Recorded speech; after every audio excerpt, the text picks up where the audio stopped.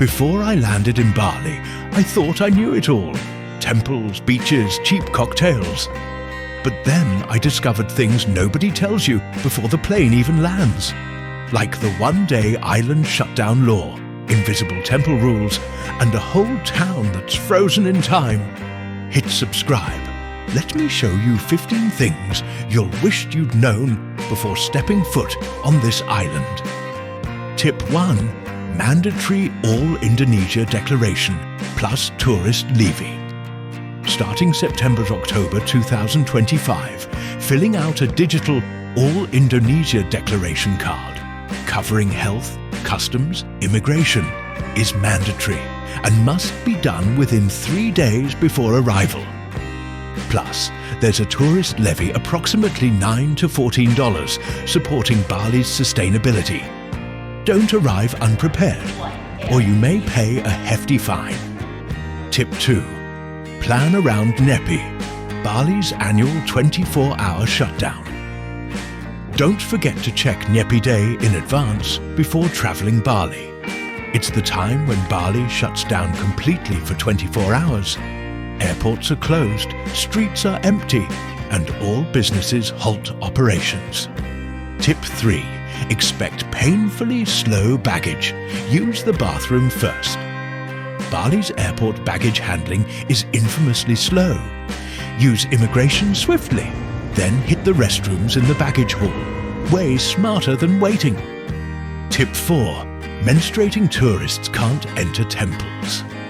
In 2025, Bali reinforced its custom. Women on their period must stay out of temples or face legal consequences. Tip 5. Never step on offerings or use your left hand for giving shacht receiving those beautiful square flower offerings on sidewalks.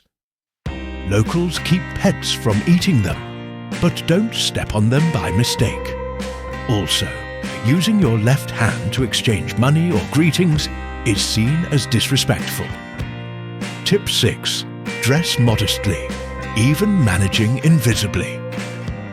No entering sacred zones during menstruation, wearing offense clothes or disrespectful behavior.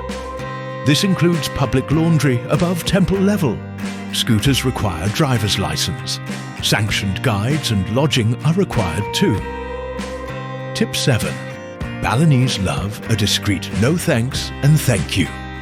If someone pesters you, smile and say terima kasih, thank you. A polite refusal they respect. Tip 8. Smile and respect the hierarchy. Balinese smile a lot, not because all is perfect, but to maintain social harmony. Showing respect to elders and cooperating is a big deal. Tip 9. Visit Candi Dasa, not Ubud or Canggu. Want to experience Bali that felt 50 years ago?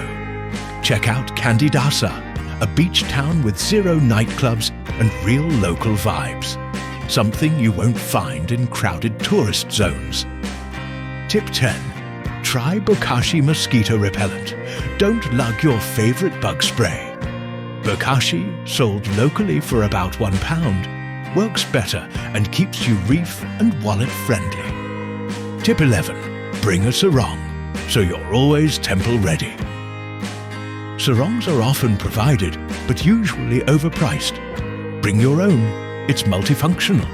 Temple, beach, shade. Tip 12. Pack quick-dry fabrics and duplicate swimsuits. Bali humidity clings to cotton. Pack quick-dry clothing and 2 swimsuits. Wearing damp ones overnight is no fun. Tip 13.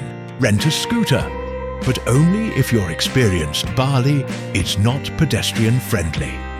Scooters are cheap and efficient, but traffic and rules are real. If you're inexperienced, you might end up hurt, or the law could. Tip 14. Skip Tinder temples. Get cultural with care. Avoid staging shiny Instagram temple shots. Appreciate ceremonies genuinely, participate respectfully, and pack your camera lower, so the moment doesn't get cheapened by content pressure. Tip 15. Avoid plastic. Bali Bali's sustainability depends on you. Bali battles plastic pollution. 200 of 400 rivers dry annually. Beaches erode fast. Refusing single-use plastics helps protect exploration rights for future generations. Think you've travelled? Bali humbles us every time. From silent airport days to temple safety secrets, these were the 15 things I wish I'd known before going. Which one surprised you the most?